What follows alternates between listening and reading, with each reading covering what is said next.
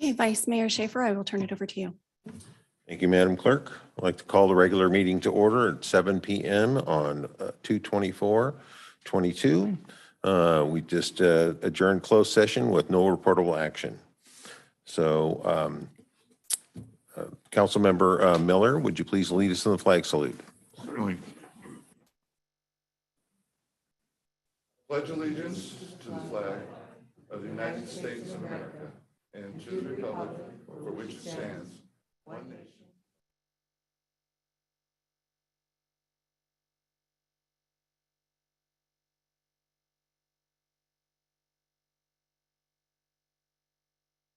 May I have the next item, please? Next item is roll call. Councilmember Bruins. Present. Councilmember Daniels.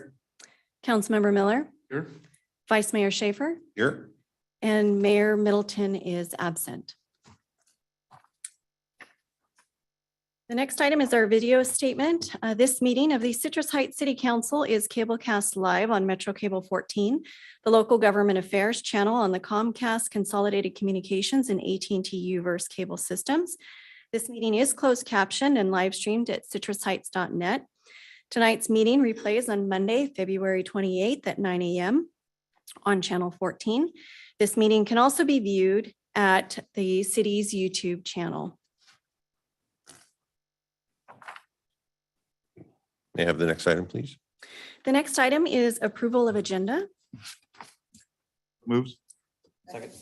Motion by Miller, second by Bruins. All those in favor? Aye.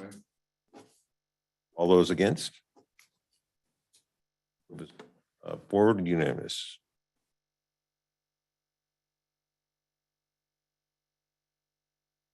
Next item is comments by council members and regional board updates. And Councilmember Bruins, could you start us off, please? Sure, be happy to. Since we've last met, I've had an occasion to be out with the public in a few meetings, and then I had one board meeting. So first of all, I would just like to thank the Chamber of Commerce for partnering with PAL for a fun cornhole tournament last Friday night with the proceeds to go to PAL. I don't have any final results yet, but it was a lot of fun. I think this is becoming an annual event. And this is the first time we partnered with the Chamber, and it was done very well. I also appreciated our new city manager, Ashley Feeney, spending several hours with me earlier last week, and the opportunity to show him parts of the city and just spend some one-on-one time with him, which he's done with each of the council members now. Thank you, Ash. This month in February, I was the speaker at our local Chasen meeting, Area 7, 8, 9, which is my local neighborhood association. And I just want to commend Kathy Morris, who diligently attends our council meetings, but who kept our association alive and well during COVID, when some of the other associations really suffered from that time down. And as a result, we had projects that were completed. It was a lot of fun to talk to them and to engage with them. And they continue to be a strong group of people.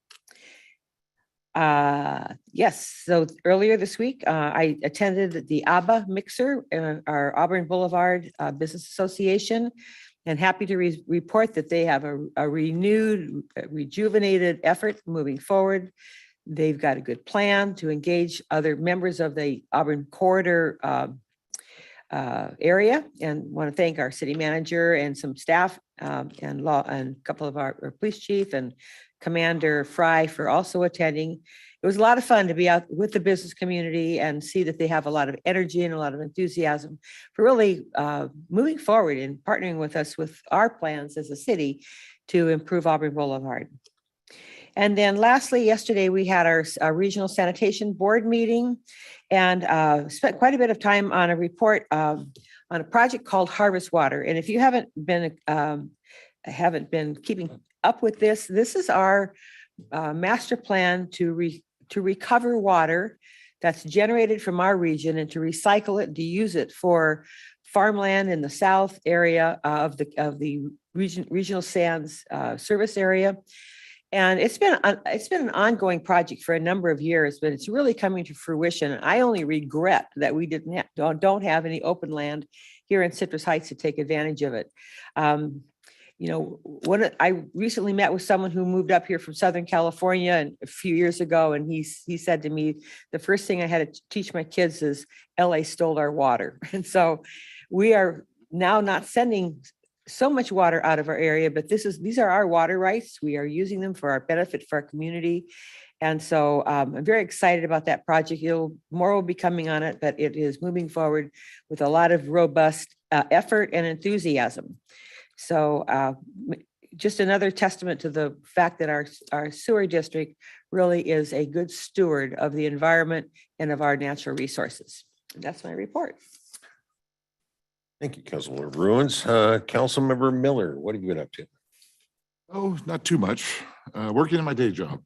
But a week ago, I did chair the Regional Transit Board meeting. The full board did approve a voting change, which would give the city of Sacramento 4 votes, the county 4, and add a vote for Elk Grove because their population has been growing to 2. The rest of the cities, including Citrus Heights, would have 1 vote. The thing they threw in there that I did not like was the city and the county wanted alternates, and not only alternates, but non-elected alternates. And that's something that I voted against along with Carrie Howell. Now, the issue is for this legislation to go through the state legislature, they're looking for a unanimous board vote. And so we're kind of in a sticky situation where nothing may happen because of this. Having said that, today I attended the Sunrise Marketplace board meeting. And of course, I think you can guess their biggest concerns: shoplifting, encampments, illegal dumping. They've got engine blocks, tires, whole cars, and graffiti. And so they're looking at hiring an additional security/maintenance firm that looks out for these types of things and takes care of the graffiti. I know our officer that we have covering the Sunrise Marketplace does that as well, but it's just, and all the centers have their own private security, but no one's really coordinated with each other. So I think this is going to bring all the parties to the table, and we can help in that faucet. In addition, I know our officer is Van Houten. Did I get that right? No, who's our officer there? Schouten. Yeah, thank you.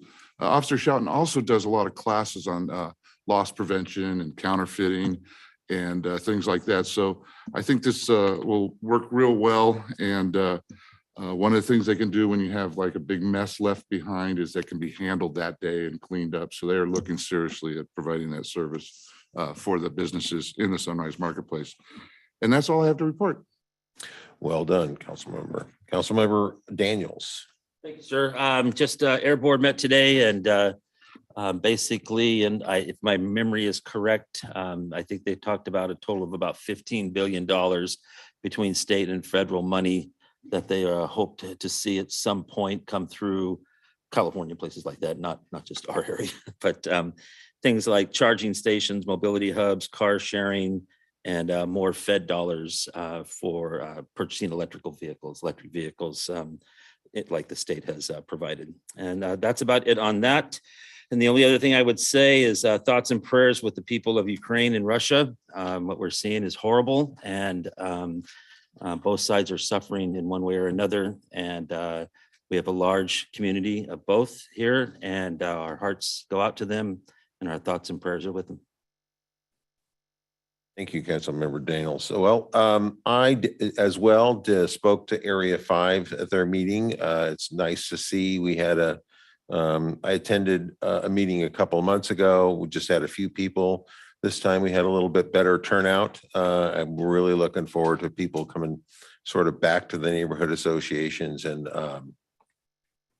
really sharing with us what their concerns are. So that's what was my primary focus there. Was I wanted to hear from folks in my neighborhood as what concerns they had. So we had a little Q&A, which is good. So then today, 3 o'clock, we had a library board meeting, just a little housekeeping, reviewed the budget.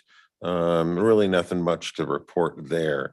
And I just want to, as an additional note, like to support what Councilmember Daniels said about the people of Ukraine.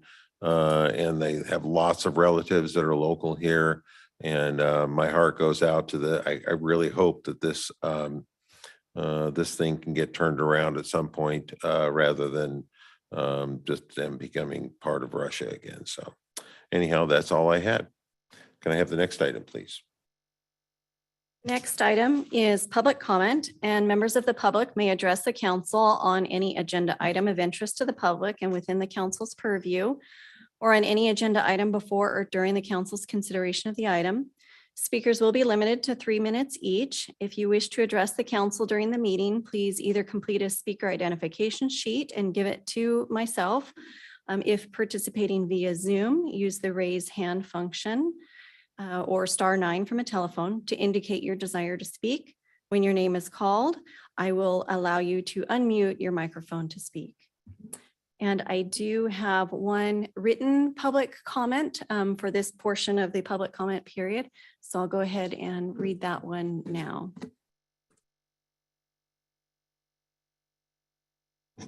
So the public comment from Roger Johnson states, at the last city council meeting, the council voted to approve the July 1st, 2022 fee increase for Republic Services.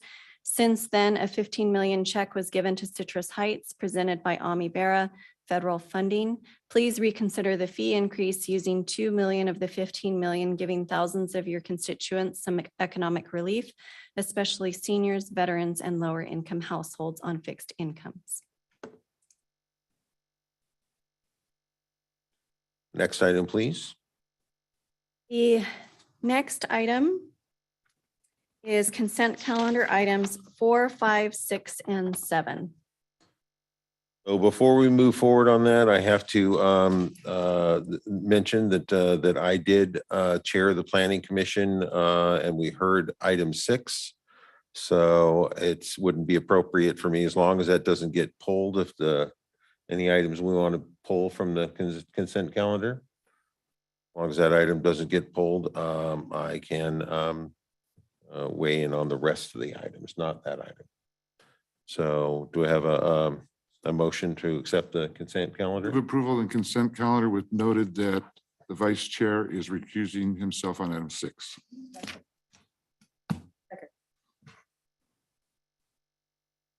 All those in favor? Aye. Aye. Well, that's unanimous with the four of us. Next item, please. Next item is public hearing number 8. The subject is zoning code updates. The recommendation is to move to determine the proposed amendments are exempt from the California Environmental Quality Act under section 156B3 of the guidelines, and to introduce for a first reading, read by title only, and waive the full reading of an ordinance amending various sections of chapter 106 of the Citrus Heights Municipal Code, the zoning code section. Good evening, everyone. Can council hear me? Yes. Thank you. So I'm Eric Singer. I'm the assistant planner with the planning division. I'll be presenting on the proposed changes. Yes. Just want to make you aware that you have about 14 minutes for this. If you think it's going to take longer than that, we might want to push this back. Point of clarification, 7:30 is the start time. We can start later, correct? You can start later. I think the goal would be to start as close to sort after 7:30, just for for the public chiming in for that. But if it's 7:32, I think that'd be fine. Okay, sorry, Eric. I should be able to. No, not at all. I should be able to get this done before 7:30. Not a problem. So discussing the proposed changes to the zoning code, just a brief overview. Some of the more significant changes that we're proposing have to do with sections such as commercial fencing, tree protection and mitigation, use permits, and then just some other minor updates for clarification purposes throughout the zoning code. First off, looking at the commercial fencing section, currently fences and walls have 2 triggers for when a staff level design review is required. Both of those criteria are not necessarily the clearest, so part of the effort here is to help consolidate some of the requirements. This has been spurred on by the fact that over the past few years, staff has received multiple inquiries regarding fencing along commercial corridors like Auburn, Greenback, Sunrise. And on occasion, some of the proposed fencing projects fell below the requirements for design review. They were thus allowed to be constructed without staff being able to review or approve the design. So considering the significant visual impact that fences and walls can have on a site, especially on a commercial corridor that act as a gateway into the city, staff reviewed zoning codes from surrounding jurisdictions, as well as our own previous planning documents like the Auburn Boulevard specific plan. And we're therefore proposing the following changes to the zoning code as it pertains to fences within commercial zones. One, making sure that design review is required for all fences proposed within a commercial zone that is also visible from the public right of way.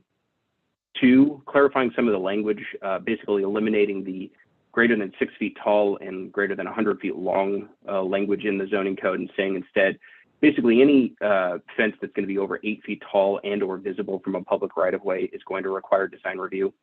And then lastly, because we are going to be introducing design review for commercial fencing, we wanted to have certain design criteria, looking at maximum heights, making sure that the fence or the wall is, an extension of the architecture of the existing building, and that they're going to be creating better, more visual interest on the site. And then lastly, and I think most importantly here, when it's fronting a pedestrian route, which is most common along a commercial corridor, that the fence and wall should be set back when the site allows at least 3 feet to allow for landscaping to help create further visual interest. So moving right along here to tree protection and mitigation. Currently, tree mitigation is only achieved by replanting of new trees on site. Essentially, there's no requirement or incentive for a developer to retain existing trees that are below the minimum size to be considered protected. So that's any native oak tree that's greater than 6 inches in size. There are other species that qualify if they're greater than 19 inches, but essentially to offer additional incentive to preserve those existing trees, we're recommending to also allow on-site preservation of native oak trees that are under 6 inches within the buildable area of a lot to be counted towards the mitigation total. So for example, if a 4-inch valley oak is preserved within the buildable area of the site, it would count as 4 inches toward the total mitigation requirement. This standard is currently in place in other agencies, including Sacramento County. So just kind of looking at a visual illustration of this, this is a parcel map that was introduced to the planning department recently. The buildable areas of the site are highlighted there in the yellow squares, and the yellow circles represent trees that are under 6 inches in diameter. Essentially, they are preserving these trees to count toward the mitigation total for the removal of the trees within the yellow squares. So instead of having to replant new trees that may not take root and may not be have the same survival rate as an existing tree on site, we're stating that preserving a tree that's under the 6 inches should count toward the requirement because they may have a better chance of surviving in the long run. The last kind of major change that is being proposed has to do with use permits. So currently, if a use on a property that was originally approved via a use permit is discontinued and then it remains inactive for more than a year, the zoning code states that a public hearing still has to be held to revoke the use permit from the property. This is just in an effort to kind of eliminate duplicative processes and help to streamline a little bit of efficiency within the department. We're proposing a few of the following changes. One, if the use on the site is discontinued for more than 12 months, the use permit should expire as long as the following criteria have been met. One, there's no appurtenant structure that's required for the site. So an appurtenant structure would be like a gas pump at a gas station. It's essential for that use to occur at that site. So if that structure doesn't exist and the use has been discontinued for 12 months, that use would automatically be revoked from the site. And a similar use, if proposed in the future, would require a new use permit hearing.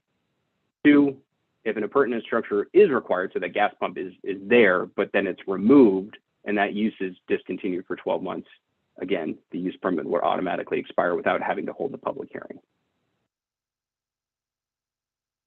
A few other amendments that were proposed include signage allowance increases for non-residential uses in a residential zone. For example, like a care facility should be allowed a slightly greater signage, allowance than what is currently allowed in the zoning code. There is some criteria for installation of emergency generators at wireless telecommunications facilities.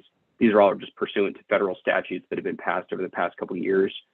And lastly, just some new definitions for clarification purposes for arts and craft product manufacturing, and again, having to do with wireless telecommunications facilities.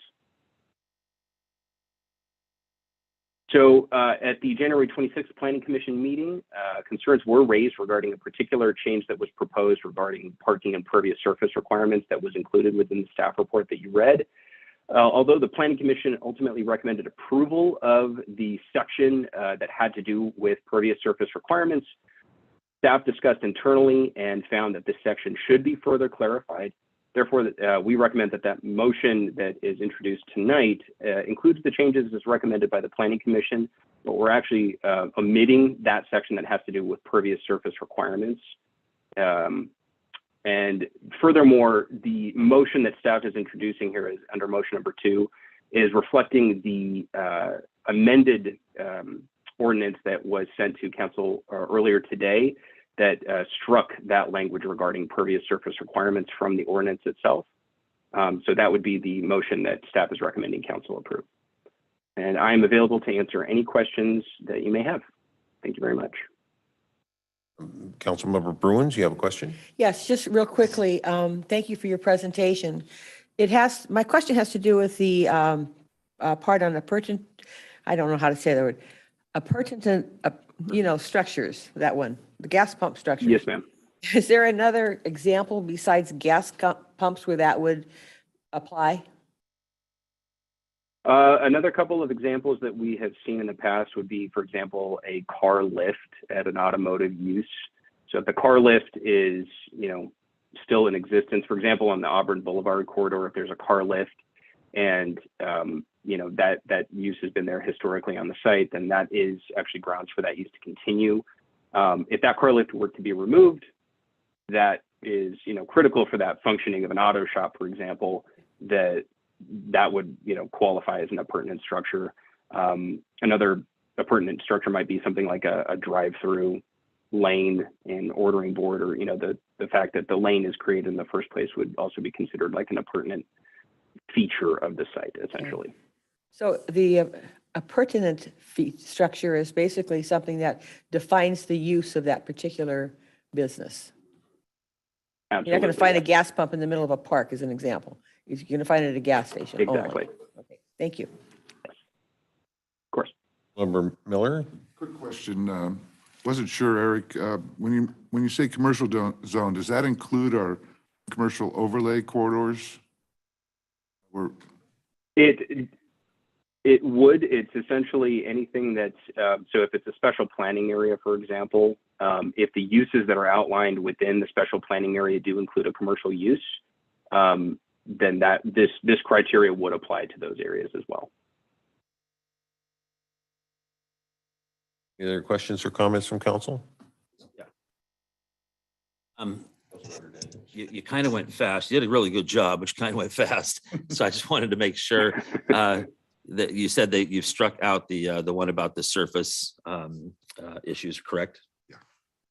We definitely did. Yes, the pervious surface requirements section has been removed.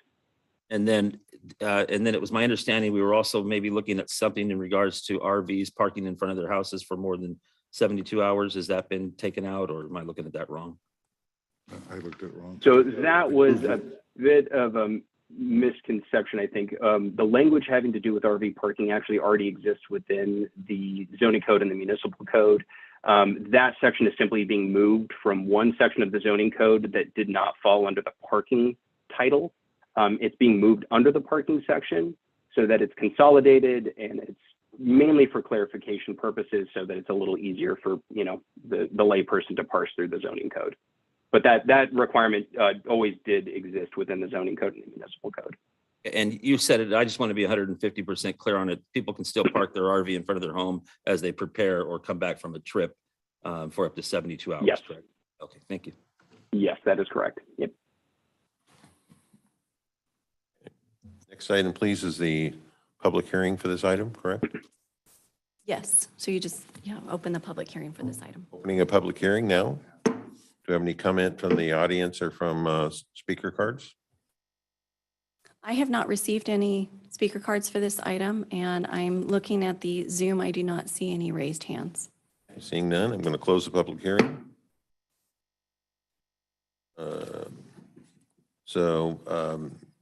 Just Tim, real quick on a Okay. concern. I do have a little bit of concern about the 3 feet. you know, and I understand the point that you want landscaping and stuff like that in front of these businesses, probably. But it just seems to me, I see a whole lot of non-landscaped areas in front of these kind of setbacks. You know, we have a lot of homes at front property, or excuse me, roads like that, and then there are businesses. And when I drive around, what I usually see is something that's just been left to sit there, and it looks horrible, just looks horrible. Not to mention, you know, it's literally a taking of 3 feet of that property owner's property because we want to see them put some flowers there. So if I would rather not see it there at all, if not, if the rest of the council still wants to see it, I would ask that maybe we reduce that maybe to 2 feet then or something like that. Again, it just, when I drive around, I notice this all the time, and it irritates me because, and I understand, you know, and a lot of them are homes that it's the backside of the home that is along the side of the road. So they don't care what it looks like. And again, there are some businesses that are like that too, that they simply are just not going to bother to go out there and keep it clean. They might have to keep it mowed down or whatever, but it's not attractive most of the time. Any other comments from council? Just a question. So on the setback, let me go back and look at that again, because as I read it, I thought it was applying to businesses only, but am I wrong on that?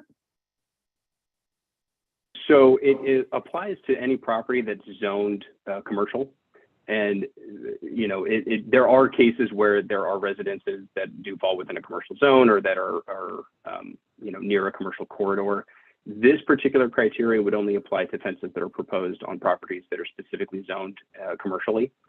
The guidelines themselves are not kind of hard and fast rules. So they're outlined as more criteria for how staff should evaluate a proposed fence in the most objective way possible, while still implementing good design guidelines. And again, this is always going to be a case of when the site allows for these types of criteria to be applied. Okay. So it applies to commercially zoned property only, and only as it's allowed. I did hear you say that earlier and read that. So there are some instances where it's not feasible to go back 3 feet because there's not that much. That is correct. Okay. So that, just to clarify, it says should, so it does give us some leeway there to make a determination as on a case-by-case basis. Okay, that's good. All right. Thank you. Is Any other there, questions or comments? We have a motion? I'll move the item. Council, there's actually 2 items. So Let if me you want to just go start. back. Yeah, let me go back to the, Thank you. hang on a second. I'll do a better motion. Okay, so item 8. I move that we, to approve the determination of the proposed amendments that they are exempt from California Environmental Quality Act under section 1561B3 of the guidelines. All those in favor? Opposed, do we have a second? I did second that one. Thank you, Not Mil- the thank second you. one. Councilmember Miller, all those in favor? Aye. Aye. And then I further move to introduce for the first reading, read by title only, and waive the full reading of this ordinance as shown in attachment 1, an ordinance of the City Council of the City of Citrus Heights, amending various sections of Chapter 108 of the City Council, Citrus Heights Municipal Code. I'll second that one. All those in favor? Aye. Next item, please.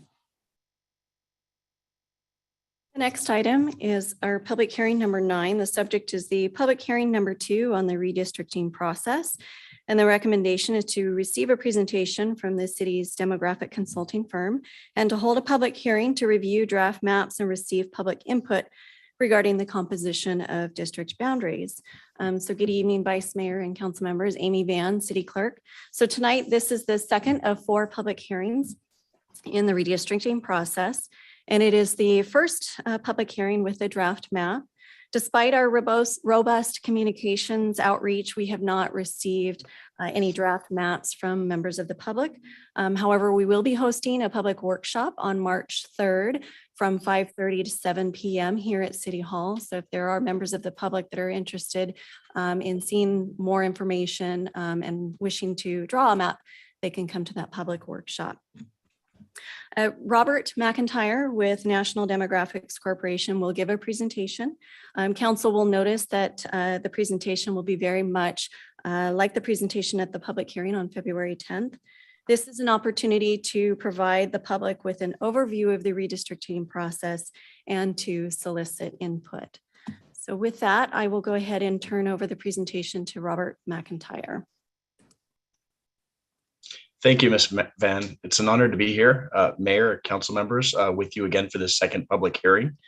As Ms. Van said, this second public hearing is still part of the outreach process where we're trying to help the community see and understand the same terms and concepts around redistricting that you as professional electeds have mastered.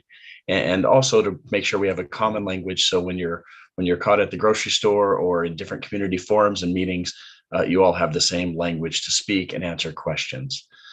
So next slide, please. We do have a schedule laid out, and I have to say it's been an absolute pleasure working with the city's staff. There is a web page that's been developed. So you see it on the January 20th date there, the redistricting web page, which was launched very early, actually before we had our first meeting. And there's a link there to that web page. But just looking back briefly, as you might recall, that we're required to redraw our census line or redraw our lines after every decennial census.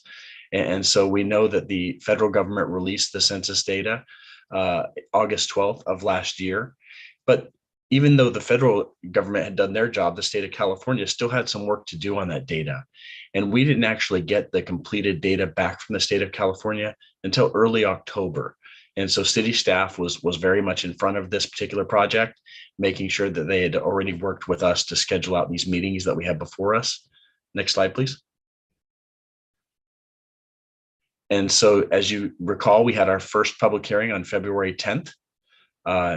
We did have a deadline if anybody wanted to submit any draft maps, which we did not receive any, but if community members did want to submit draft maps, making alternate proposals to the existing map, that they had to do so by February 17th so we could process them in time for tonight's meeting. That turned out not to be an issue, but it could become an issue if people want to draw maps at the March 3rd community hearing community forum, because we'll need to process those pretty much within a day or two. So that way they would be available for viewing at the third public hearing on March 10th. The goal is at the third public hearing on March 10th that hopefully the city council would feel comfortable in narrowing down their selection, ideally to one map, so they could select that map and introduce the ordinance. However, if that's not possible, then we would have to talk about additional special meetings in order to do so, because we must adopt our final map before April 17th. So we've got that fourth public hearing scheduled March 24th. There's a little bit of flexibility in our plan, but not a lot. So we'll definitely need to work hard to stay on track. Next slide, please. When we're drawing maps, there are criteria we have to follow. And so the existing map that you have in place from your initial districting process followed this process, and it meets all the requirements you see here. So for people who want to draw their own map, some of the things they need to think about is equal population under the federal law is a requirement, meaning that each council district has to have roughly equal population. From the highest high to the lowest low, the difference can't be more than 10% of the total population in one council district. That's a very important criteria in drawing maps, that population balancing. We also have to make sure that we're not racially gerrymandering when we draw our maps.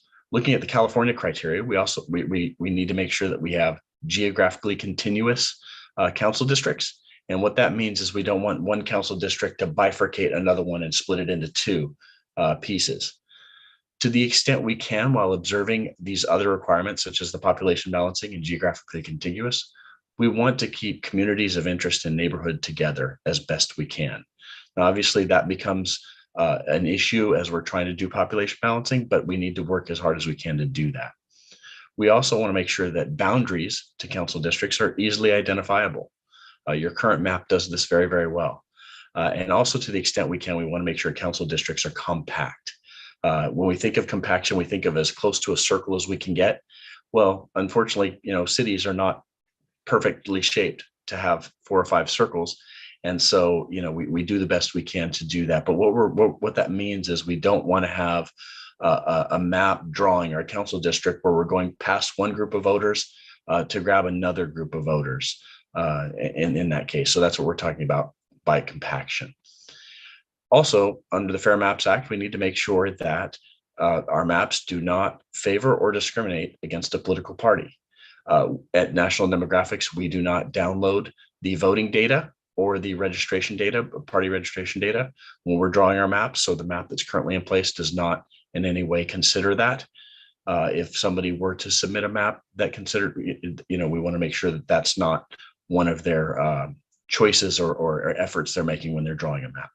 There are traditional mapping criteria that don't fall under the federal or state law, and they're not must or mandated criteria, but they're traditional criteria that often are used or sometimes used in drawing city council district maps. One of the things we want to look at is if we need to move a line, we want to minimize the number of voters that are shifted election. Why would that be important? Well, if I voted for a council member in 2020 and I was expecting to vote in 2024, but we moved a line and that pushed me into 2026, I would be angry because I would feel a little disenfranchised because I had to wait so long to vote again. So we want to minimize the number of people that would be impacted like that. We also want to respect the will of the voters in the last election. The voters chose to put each of you electeds in office, and it should be their vote that decides whether you stay or go. So we try not to intentionally redraw maps to pair council members when possible, because we want the voters to stay in control. If we're aware of future population growth, we can make minor adjustments to the size of council districts to account for this, but within a very small band because of that federal requirement around population balancing. Next slide, please. So the first thing we did when the 2020 census data was finalized is we put in the census data on your current map to see where you fell and if your map was still legally compliant. And so here we see, if you look at the table in the center of the slide, the total population within your jurisdiction is 87,850. And of course, that's divided up among 5 council districts. And as I said, the goal is to have roughly 5 equal council districts. So the ideal council district size would be 17,570 people. That's total people. It doesn't matter their age, whether or not they're citizens or residents or what their status is, or their ability to vote. This is just total people. And so here you see right below each of the council district numbers, you can see the total population within each council district. And right below that, you see the number of people that each council district is either under or over, and the percentage of deviation that they're under or over. And so when we add the lowest low, the absolute value of the lowest low to the highest high, we see the total population deviation for this map is 5.87%. So in this case, this would meet the legal requirement and be below the 10% threshold. Next slide, please. One of the other things we need to do is look at historically marginalized protected class voters. And so in this case, there are some voters, Latinos within your jurisdiction, who would be a historically marginalized protected class voter in the state of California under the law. And we see that Latinos are primarily concentrated around Greenback Lane, but there are other pockets of Latinos around town. And so when I see a map like this, I see a relatively even dispersion around town. That's typically something to be celebrated because it means that specific groups don't feel like they need to live within an enclave to feel safe. Next slide, please.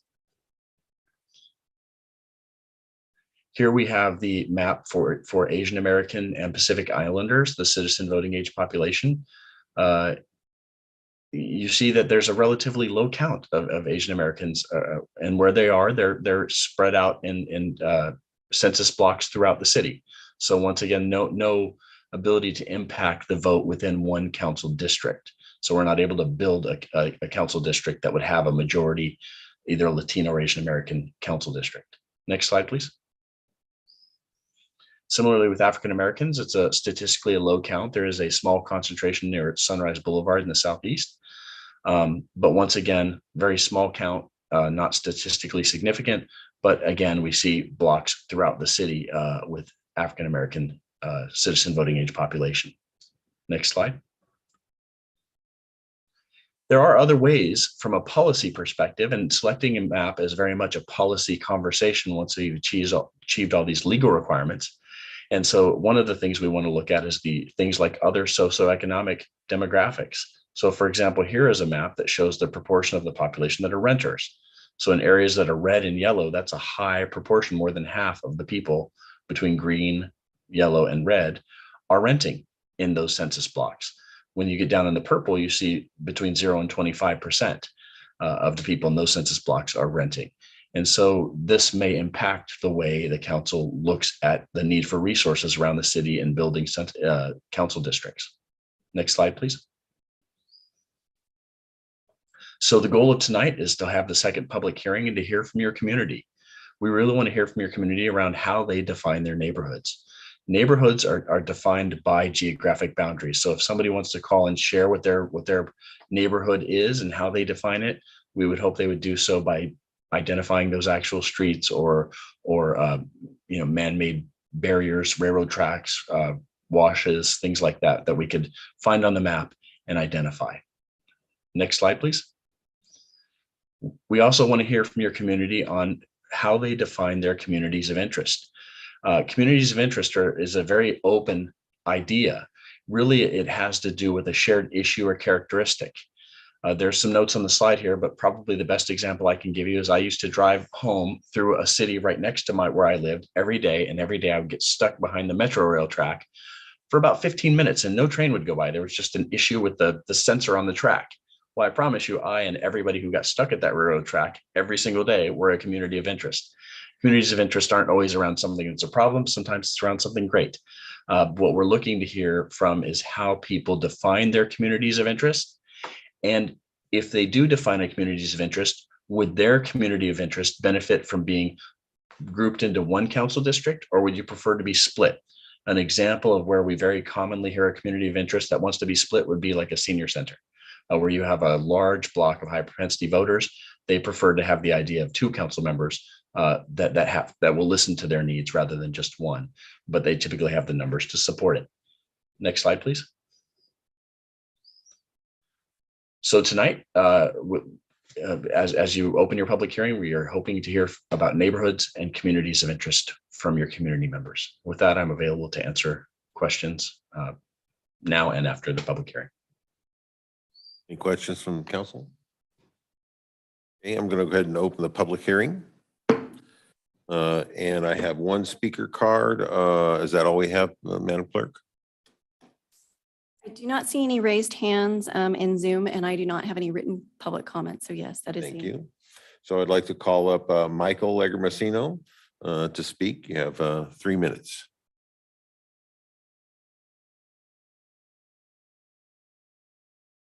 Good evening, members of City Council.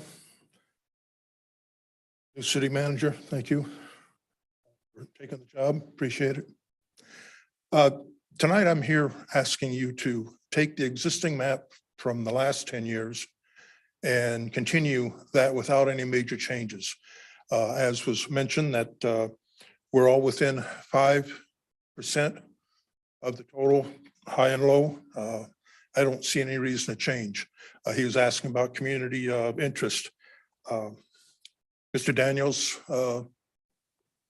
District 1, I believe, if I remember right, where we are is kind of a split district. Half the district is on the other side of the freeway and the other half is on this side of the freeway.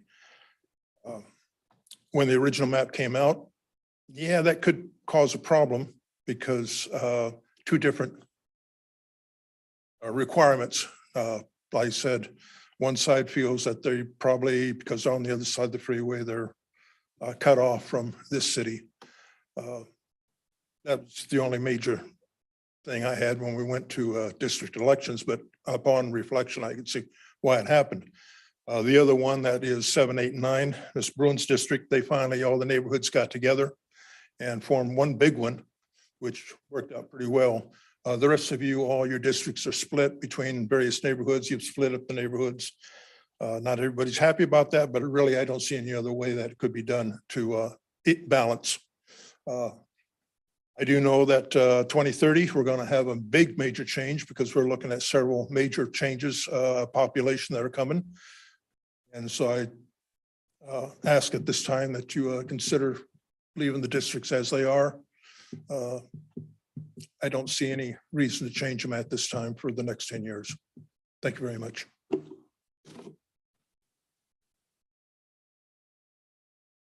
Okay, so no further speakers, no speakers from the audience. Kind of your last chance.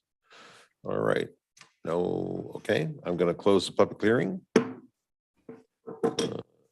So do we have any comments from the council members? Seeing none. Yeah, just a few. Can we put a map up of the actual districts?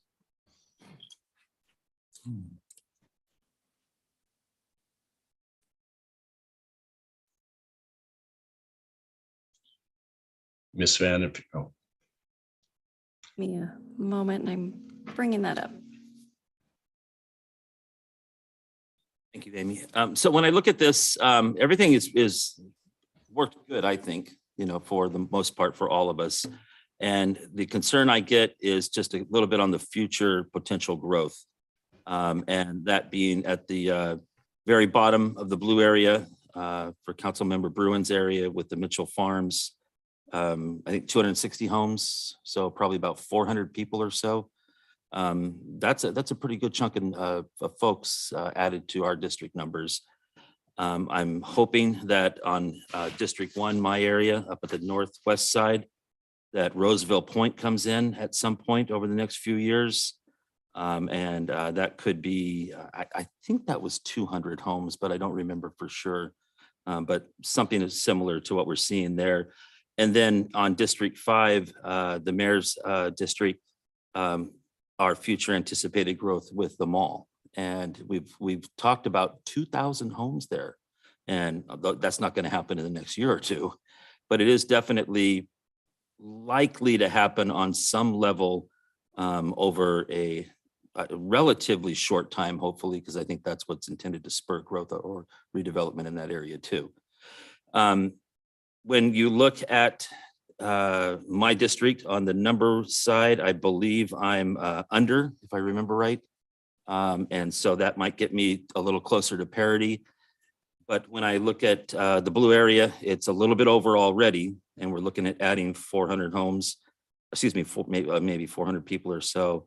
And then when I look at 5, it's the same situation.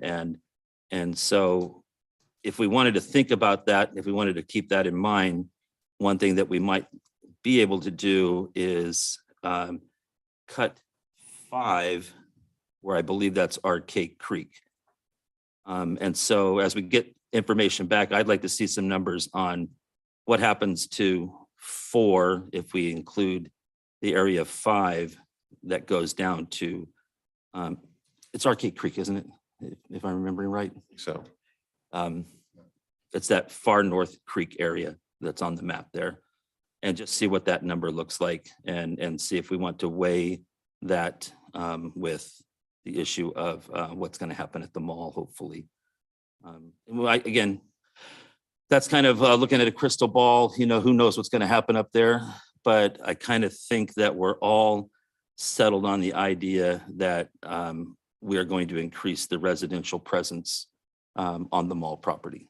Bottom line, I don't see any development happening at the mall that does not include quite a bit of residential area. So just something to look at as we bring this back. What happens if we cut that section of 5 out, put it up into 4, and massage it out that way? And then, because I don't know what to do with, I really like Councilmember Bruin's district because it cuts so nice and crisp. And so, and unfortunately, it's there at the bottom, and you really can't throw it into 5 because that would defeat the whole purpose of potential future growth in 5. So we might have to just leave that alone or create some little thing along the way if we wanted to. But anyway, just wanted to take a look at that as we bring this back to see if that's something we might want to think about. That's it. Guess we'd have to figure if it's going to happen in less than 10 years. Oh, man, it better. I hope so. Well, we'll It see. better. We'll see. Okay, any other comments from the council? Okay. So I'd like a motion if I could. Vice Mayor, this was just a public hearing to receive input, so we didn't have any I see, action for the okay. council to take. Very good. Is there any other action we need? Can we move on to the next item, please? Yes, we can move on to the next item if there are no further questions from council.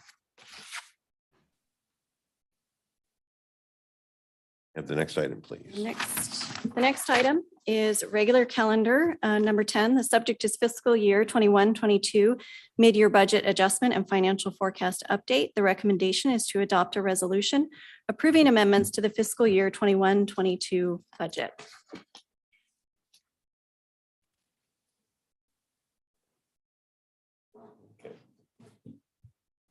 So, Good evening. I'm Bill Zanoni, the Interim Administrative Services Could you Director. please turn on your microphone? We can't hear you. Is it on? It's on. Green light's on.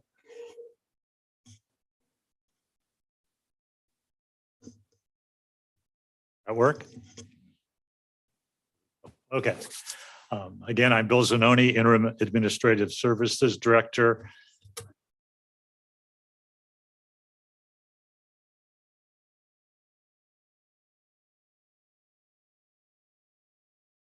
The items that we would like to discuss with the council this evening is a review of the 21-22 city budget. Specifically, what I'd like to review with you is the general fund, which is the city's main operating fund, and the American Rescue Plan Act, which is actually a subset within the general fund. And then also, I'd like to give you an update on the city's 10-year financial forecast.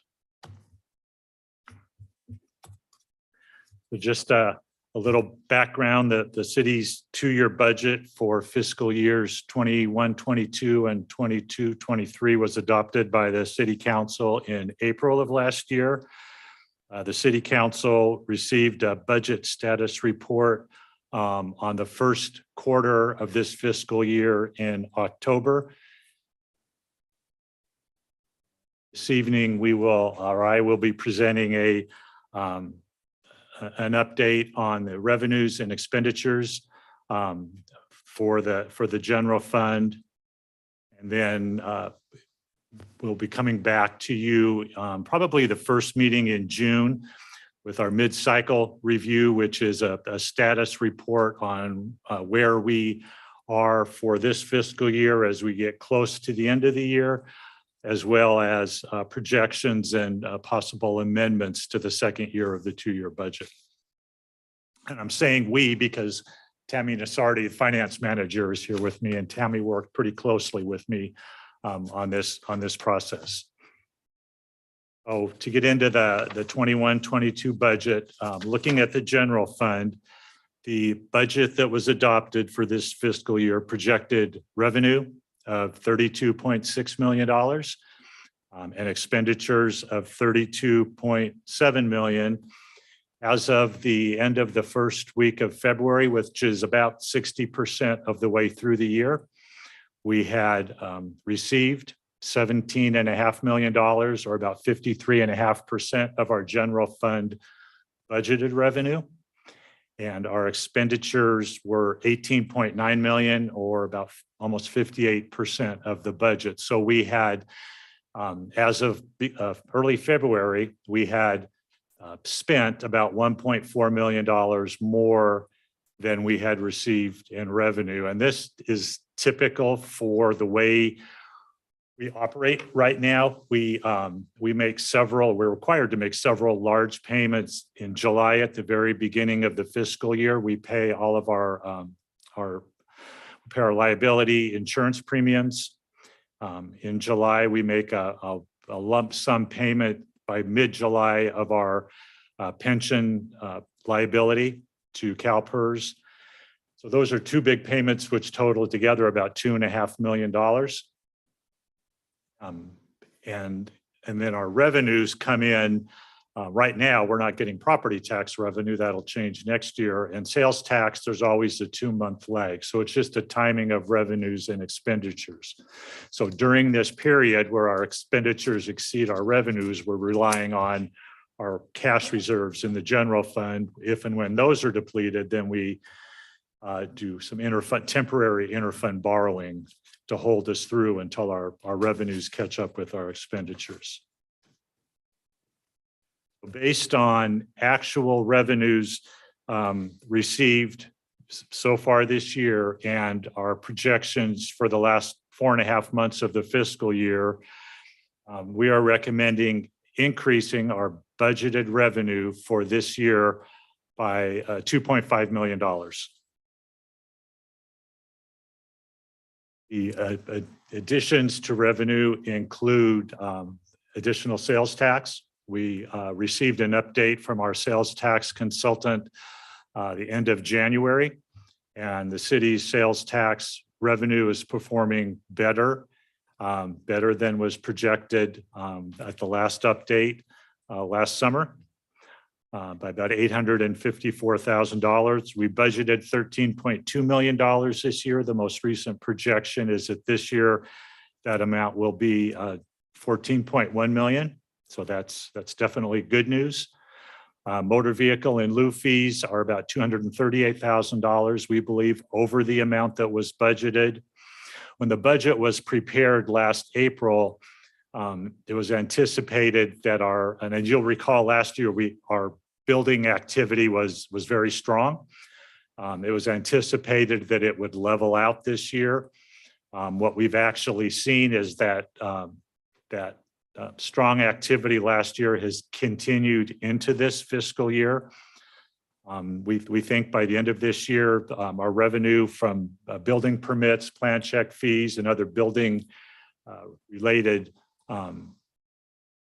work will be about $1.2 million higher than the budgeted amount. This is not ongoing revenue. This revenue, we believe, and a good portion of this revenue is from the Mitchell Farms development, where they're pulling permits sooner than what was originally anticipated. So this one line item will level out, and we're thinking that will probably happen next fiscal year. And then we also received $470,000 this year from the California Intergovernmental Risk Authority, the insurance pool that we participate in. And that money was used for a portion of it, $250,000 for the police department body-worn cameras to fund a portion of those costs, and the other portion, $220,000 for to offset, which we'll talk about when we get to expenditures, higher than anticipated general liability insurance premiums. We have a couple of reductions in budgeted revenue. One is for red light camera fines. Those fines dropped significantly during the pandemic when people weren't driving. We anticipated that revenue would increase this year. We didn't see the level of increase that we had anticipated. The police department believes that is due to several items. One, just reduced driving patterns. People aren't driving as much as they were before, and a significant backlog in the court's processing of fines, citations. And then the other reduction to general fund revenue is community center rentals. We were more optimistic last April that we thought that we were over the hump with COVID and that our community center rentals would move closer towards its normal level, which was about $500,000. We budgeted $335,000 this year. We're not going to reach that target, and so we're recommending we reduce that down to $175,000, which is about $160,000 reduction. On the expenditure side of our budget, we are requesting an increase in expenditure appropriations of just slightly over $1 million. That's in, we're looking at 3 departments to make adjustments. The first is the risk management budget. Our general liability insurance premiums this year are about $350,000 higher than what was budgeted. That is not unique to Citrus Heights. The insurance industry for municipalities overall is experiencing a significant increase, and that's the result of increased claims and liability exposure. Of that $350,000 increase, we received $220,000 of additional revenue from the insurance to offset that. And also our workers' compensation claims payments this year are about $260,000 higher than what was budgeted. The non-departmental budget, our payment for what we call compensated absences is going to be $60,000 higher than the budgeted amount. We budgeted $300,000 this year. We've had several retirements of long-term employees, and when those employees leave, they're entitled to a payout of a portion of their earned leave balances, and also our payment to CalPERS for the unfunded accrued liability payment that we make in July was about $97,000 higher than the amount budgeted. And finally, in the police department, the city council in September approved the purchase of body-worn cameras for the police department. The cost of that was a little bit over $500,000.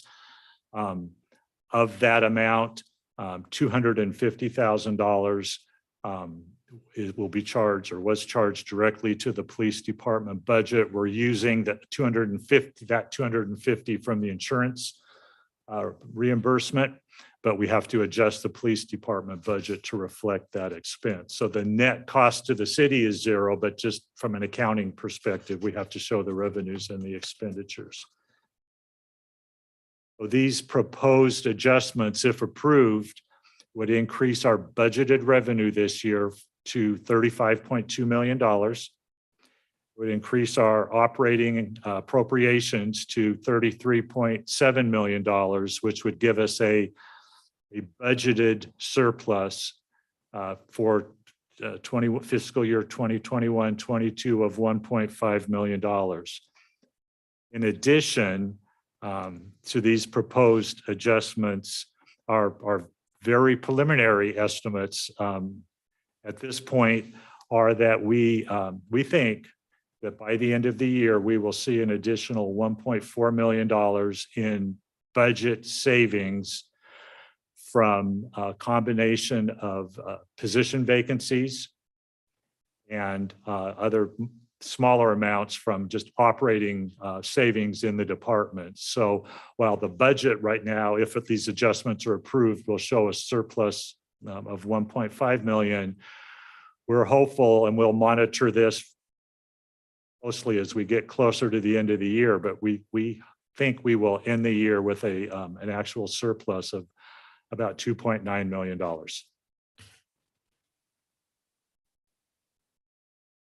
The second fund that I wanted to just go through with you quickly this evening is the American Rescue Plan Act Fund. You're very familiar with this fund. The City Council has appropriated a total of $2.8 million to date of these federal ARPA funds. We appropriated $2.5 million in June for restoring about 22 positions in the police department. As of right now, we have, I believe we only have one vacancy that has not been filled. The other positions have all been filled. So of the $2.5 million, as of about 2 weeks ago, we had spent just under 700,000. The reason we have been spending at a slower pace is it just takes time to fill positions, and it's taken a little bit longer than what was anticipated. So based on what we've spent and assuming we will be fully staffed through the end of the year, we believe that of that 2.5 million, we will have spent about 1.4 million for staffing in the police department by the end of June. The small business COVID recovery grant program, which you just approved last month, you appropriated $320,000. We haven't spent any of those dollars yet. I think the city manager will give you an update on that a little bit later this evening. So altogether of our $2.8 million, we have spent $700,000. We are projecting at this point in February that by June 30th, we will have spent about 1.7 with the difference of about 1.1 million, which we'll discuss when you have your workshop in either March or April. And the last item that I just wanted to go through with you this evening is an update to the 10-year financial forecast. Just a reminder that we prepare a long-term forecast as one of our tools for demonstrating fiscal responsibility and financial planning. And this provides us an opportunity to look out into the future. Our forecast period is 10 years. It's hard to forecast out 10 years, but I think we do look out over that planning horizon. And the goal is to identify any major revenue or cost issues. And this provides us an opportunity to not only identify the issues, but to develop a plan to address those issues before we find ourselves in a fiscal crisis. And because we're looking out so far, this is not something that we just prepare a forecast and set it aside. We update this several times a year. The last update that the city council received was in October. Just whoop. As a reminder, this is an estimate and it's based on information that we have right now. And we know that information will probably change tomorrow. And that's why we want to update this. So what has changed since the last update that the council received in October? We have updated revenue projections, mainly for property tax, sales tax, and vehicle in lieu fees that are significant. Those are impacting our budget this year, and we've included those changes as we look out into the future.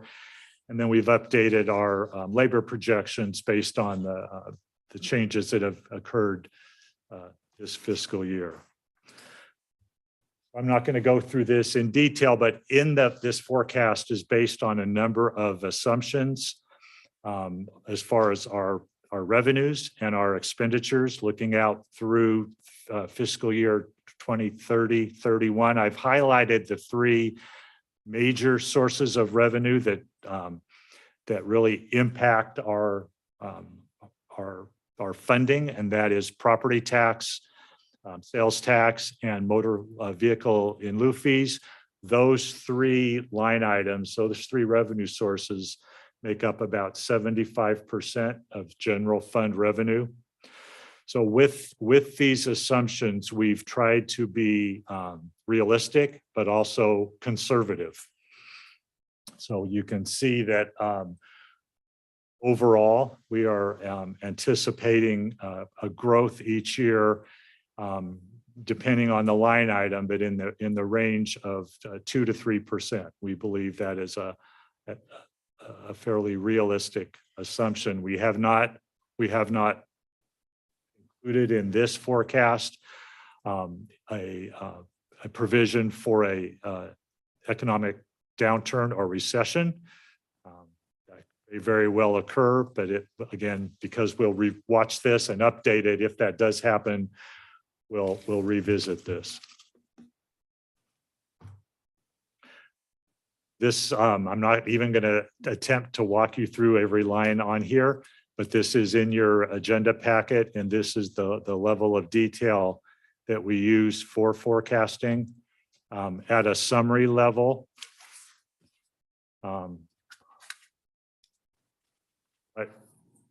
what we are seeing with our increased projected revenues, again, in the areas of sales tax, property tax, which we will get our first payment in the end of December, early January next year, and vehicle in lieu fees, and a slight increase in labor costs. We are in a more favorable position than we were in October. And what we did in October and what I did again with this version is we have a minimum city council policy for our reserves, as our reserves will never drop below 17% of our operating expenditures. So keeping that in mind and looking out over a 10-year planning horizon where we did have surplus funds available, I've put that in the street repairs line item. So where we were in the October version of this forecast, we were looking, I believe it was on an average of about $2.5 million a year for street repairs. With these updated revenue projections, we've increased that to $4 to $4.5 million a year. Question. Bill, does that include the non-general fund street repairs amount we usually spend? This is strictly general fund. Okay, got it. This is strictly general fund. What we have also included in here is, which is on the detailed sheet before, is repayment of the line of credit. Portion $2 million next year, $1.5 million, the remaining balance in 23-24. And $4 million, you can see right below where this arrow is, $4 million in 2023-24 for the city's match for Auburn Boulevard.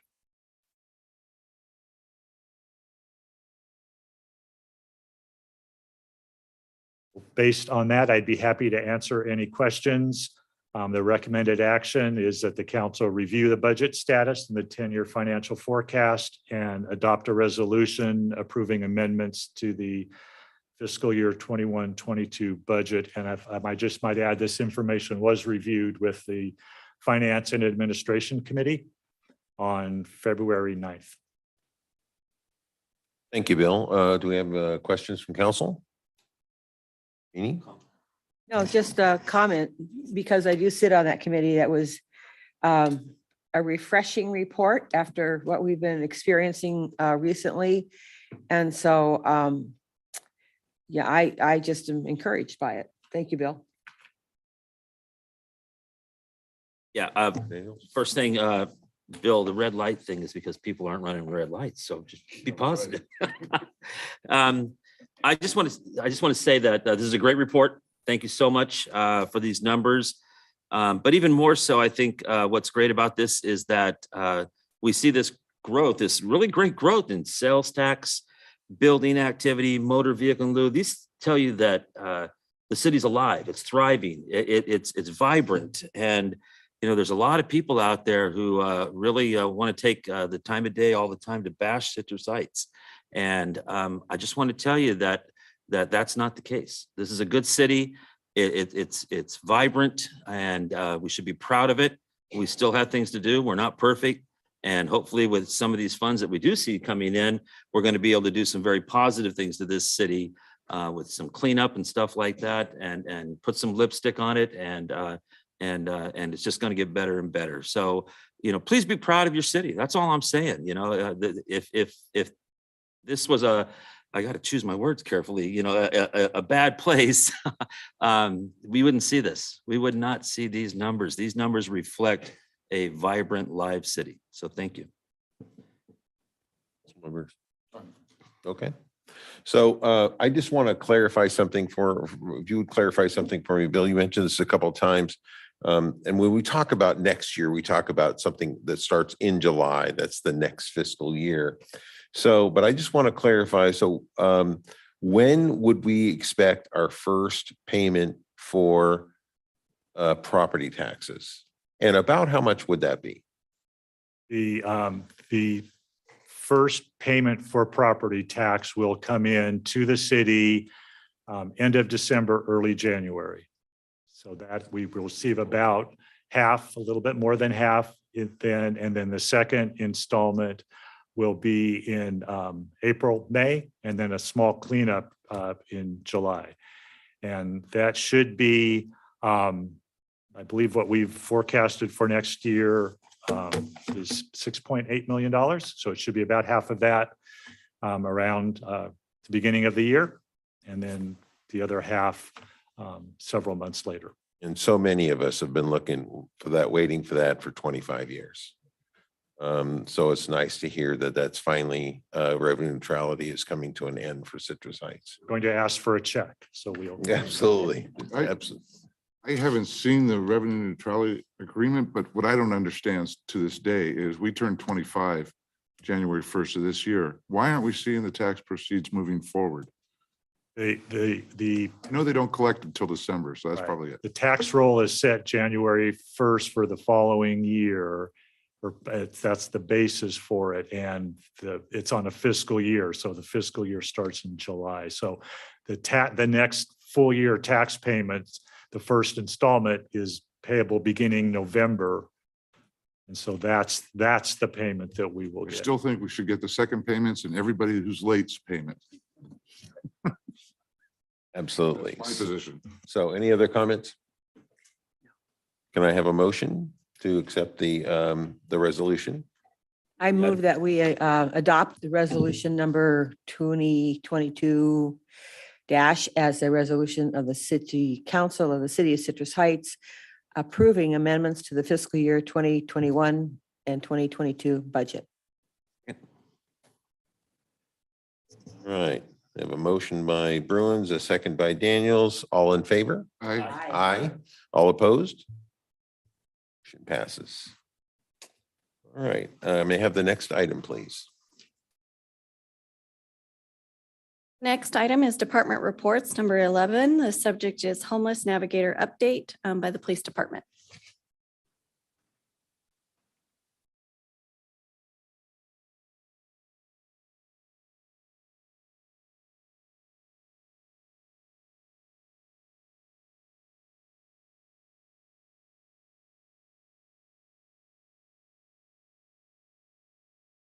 Vice Mayor, members of council, good evening. Thank you very much for the privilege to speak with you this evening. My name is Seth Semino. I'm a detective sergeant with the police department. I have the privilege and honor to supervise and lead our impact team. The team is made up of very hardworking and professional men and women, one who is with us this evening. As many of you know, last fall, Sacramento Self-Help wanted to offer a chance for their navigators to provide career development opportunities. And in doing so, our navigator, Tony Morgan, went to the city of Rancho Cordova, and Rancho Cordova's navigator, Gabby Yost, joined us. Gabby comes to us with almost 4 years of navigator experience. She received her bachelor's degree from Sacramento State in childhood development and counseling. She works for other nonprofits throughout the region, specifically working with troubled youth and those with disabilities. She's also a board member of the Arden Arcade Heart. We are very excited to start this new collaborative journey with Gabby. And without further ado, I'd like to introduce you to Mrs. Gabby Yost. Oh, thank you, Sergeant Semino, for that very kind introduction. Good evening, council. It is nice to officially meet all of you. And thank you for inviting me to be here and giving me the opportunity to speak with you all and share what I get to do for our community. It is a pleasure and absolutely an honor to be here. Again, my name is Gabriella or Gabby, and I am your Citrus Heights navigator. My role is to provide outreach and resources to those that are experiencing homelessness in the city of Citrus Heights, and also those that are at risk of becoming homeless within our city.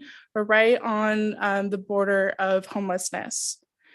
In doing this, I implement a self-help program designed to support those that are willing to take the necessary steps to overcome those barriers of homelessness. Today, I'd like to share with you a snapshot of the 2022 statistics, our statistics from 2021, and 2 success stories. Can I please have the next slide? So here you see our quick snapshot of our 2022 statistics so far. These are current as of today's date, February 24th. In 2022, 78 individuals I have provided outreach and resources to within our city. The next 2 statistics are sheltered and housed. I just want to say that those terminology I'm using, sheltered as temporary living situations and housed meaning permanent living situations. 17 households are sheltered in 2022, households meaning that there could be numerous members of that household. Family of 5 would still be one statistic for that. Plus, we also have our winter sanctuary that ends at the end of this week on Friday. And we are hoping to have numbers from 75 to upwards of 100 of sheltered individuals in that program. And total clients housed 14 households in 2022. Next slide, please. For 2021 statistics, again, there was 145 households, 184 individuals that were provided outreach and resources on the streets of Citrus Heights. 10 of those individuals are veterans. Sheltered individuals, 25 households and 35 individuals. There was no winter sanctuary last year just due to COVID, so we don't have no statistics there. And 34 households housed, 45 individuals. Next slide, please. For our success stories, I'd love to share these 2 clients with you. Client A, I provided outreach. I did an intake on the streets here in Citrus Heights. I was able to provide document assistance and help the client with their payee services and get in contact with that to be able to receive their payments. After a while, the client approached me and wanted to go into rehab services, which was amazing. And we were able to, with the help of Heart, pay for a hotel stay to gain 3 days sobriety before going into Grace House Recovery Home for their sobriety or for their recovery program. From there, the client has graduated with 90 days with sobriety and moved into a women's recovery home. Today, she's continuing on her great succession, working with a Heart mentor, working on paying off old debt with a finance advisor. She has her own bank account and she is her own payee service now. So great success there. With client B, client reached out to me for services called, said that they were on their way to getting an apartment and needed help finalizing paperwork and navigating that. I was able to provide that service to her.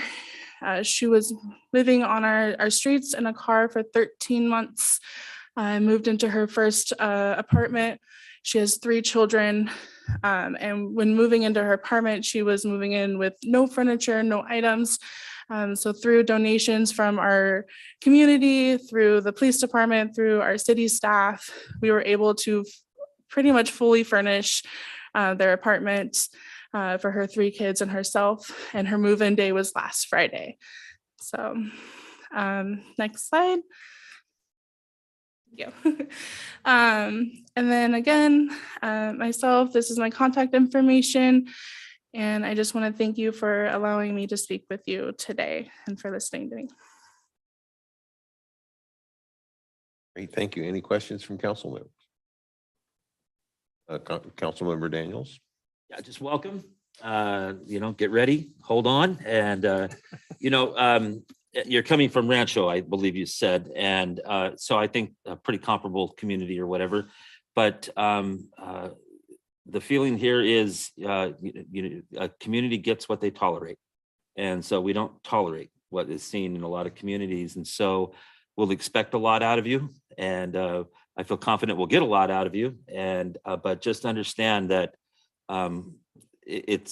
you probably will come to not like some of us at some level because we'll be pushing, and we really think that and know that one of the reasons that we do not see the level of problems in Citrus Heights that are seen in other areas is because of you and the position that you're in. And so please, I feel confident you will, but please take it at 150% and know that we'll expect a lot out of you too. Okay. Thank you. Councilmember Bruins, please comment. Well, welcome back, Gabby. We've had a occasion to communicate a little bit. I know you've been out on the streets for how long now? A few weeks? Since September 5th. September. So you've gotten to know our community a little bit. And I get great feedback about the work you're doing. So I want to thank you for that. And look forward to forging new relationship with you through our community and directly as well. So Thank thanks you. for coming out tonight. Thank you. Thank you for what you do for our homeless community. You would have thought we'd planned this when I was out touring District 4 with our new city manager. And I was showing him Rush Park and the historical Rush Home, and we came around the corner and there's our sergeant, and I got to meet you, Gabby, and I want to thank you for everything you're doing. I know you were handling a situation where they might have been congregating too soon for the winter sanctuary, and we appreciate that. I know the neighbors appreciate that. A question I had, and it's probably more for Sergeant Semino, is the count. I know we do our own. We're not, I think the county in Sac City just did theirs or are going to do theirs. Do we have an idea of the numbers and how they've been over the past 3 years? And if you don't know, maybe come back to council with that. Sir, are you the number in regards to maybe a city count or the SAC Steps Forward and SAC Self-Help count? I don't know what I'm asking. The point in time. Yeah. Okay. The point in time. Yes. So we did what we call the hi-fi count. It was an internal count within the police department. We would spend a month of the year, and anytime we would contact an individual experiencing homelessness, we would fill out a field interview card and ask specific questions, which helped guide us to some resources, which was great for the Navigator program. We have not done that the last couple of years because of COVID. I could not give you an educated number in terms of what we believe our number to be in terms of those in our community that are experiencing homelessness. I don't know, Gabby, if you have a little more of an educated number from your expertise. I don't have a number quite yet. My educated guess would be upward of 250 to 300 individuals living on our streets at the moment. The Sacramento Steps Forward count is happening last night and tonight. And it usually takes them about 6 months to record all that data and come back to us with those numbers. The one thing I've noticed though is, it's here, but it seems to be that we've gotten better proactively in handling some of these. And I know they'll go on for days, but there's time involved in handling some of the situations. I'm thinking of like Greenback and San Juan, but boy, just driving around town, it seems doing a much better job. I just want to say thank you to our Navigator and to the police department. Yes, sir. Great. And a great presentation, Gabby. I look forward to meeting you. And maybe sitting down and have a cup of coffee with you. So I'd certainly like to learn more about how your job works and how we can help you. How can we support you?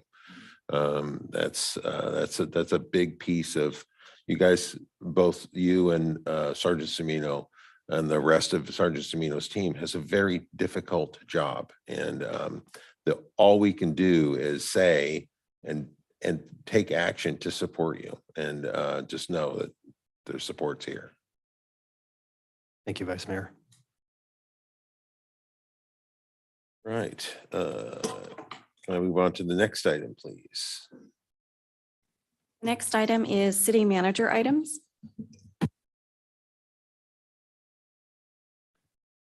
Good evening, Vice Mayor Schaefer, members of the council, Ashley Feeney, City Manager. I've got a couple of items, but first I want to just recognize and acknowledge Gabby Yost and Sergeant Semino for their good, noble work, and really appreciated hearing those couple of success stories you shared, and look forward to continuing to learn more about your work that you're doing and seeing what I can do to support you.